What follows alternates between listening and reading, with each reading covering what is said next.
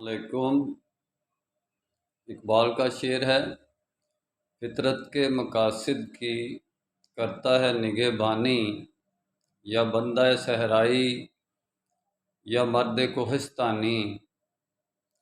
یعنی فطرت کے قریب ہوتا ہے بندہ صحرائی بھی، وہی چمکتی اور لہکتی ہوئی اور گرم ہوا، دھوپ ریگستان کی رات کو ٹھنڈی رات ہو جاتی ہے، اور مرد کوہستانی کو بھی موسموں کا یعنی کہ بالکل پیرلل اس کو موازنہ کر کے اپنے اوپر برداشت کرنا پڑتا ہے۔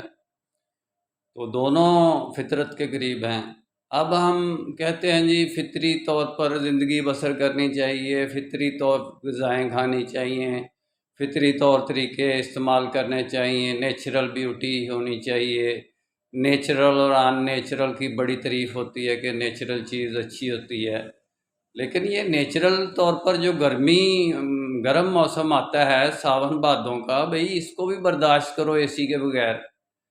یہ اللہ کی نعمت ہے آپ کے لیے، یہ جو آپ کی ایکسٹرا انرجی جو آپ یعنی کہ برن نہیں کر سکتے سارا سال، آپ کے خون کے اندر جتنے فاسد مادے ہیں یعنی کہ نمکیات کی شکل میں اوور سالٹڈ بلڈ ہے، اس کو اس کی یعنی کہ ایسیڈیٹی کو ختم کرتے ہیں پسینے کے ذریعے۔ پورا آپ کا بلڈ فریش ہو جاتا ہے، یعنی کہ لنگز تک آپ کے تازہ سانس محسوس کرتے ہیں کہ بندہ لے رہا ہے۔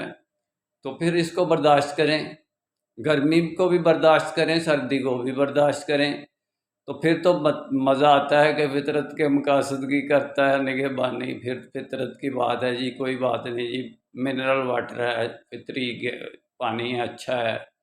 اگر آپ نے غیر فطری طریقے پر رہنا ہے تو پھر یہ طریقہ تو ٹھیک نہیں ہے کہ آپ نے اے سی چلایا ہوا ہے تو آپ باہر نکلیں، آپ باہر گرمی ہے۔ یا تو میں ملیشیا میں رہا 96 میں، تو بھائی اے سی والے گھر سے نکلے تو اے سی والی گاڑی میں بیٹھ گئے، اے سی والی گاڑی سے نکلے تو اے سی والی مارکیٹ میں چلے گئے، اے سی والے آفس میں چلے گئے۔ یا تو پھر ایسی زندگی ہونا کہ اس میں اے سی ہر جگہ پہ ہو، اس طرح پھر بندہ بیمار ہو جاتا ہے گرم سرد ہو کے۔ تو میرا کام اسلامک ورلڈ کی امن اور یونائٹی کا ہے۔ انشاءاللہ ڈیٹیل میں بات پھر ہوگی۔ نسبت، وحدت، خدمت، خیر کے ساتھ۔ اللہ حافظ۔